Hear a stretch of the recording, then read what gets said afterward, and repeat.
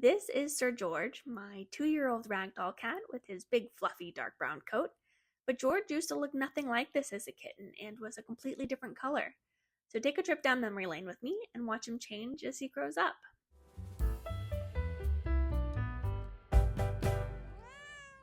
This is baby George at 3 months old. He was almost entirely white except for a few little markings on his face and his little light brown tail. If it weren't for his big blue eyes and no smudge, you might think he's a totally different cat. One of the cool things about George's breed is that they're born completely white and over a period of several years develop and deepen their colors. Now for George, most of his major changes happened within his first year, but he can be expected to continue darkening until he's around 4 years old. So why does this happen?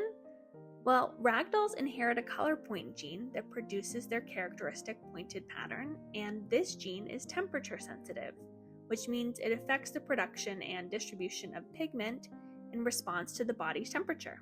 As a kitten grows and their body temperature stabilizes, the color point gene becomes active and restricts the production of pigment to the cooler parts of the body, so their extremities, their ears, face, paws, and tail.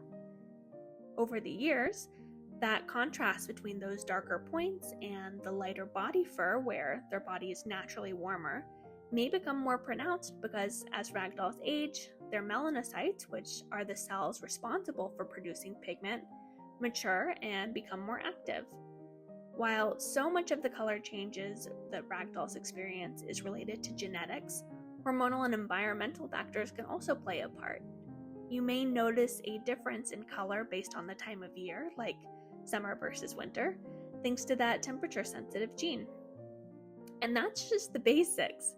It's been so cool to watch George change as time passes. Not just his color, of course, but seeing him really begin to floof out at 1 year old was pretty neat. I can't wait to see what he looks like 2 years from now.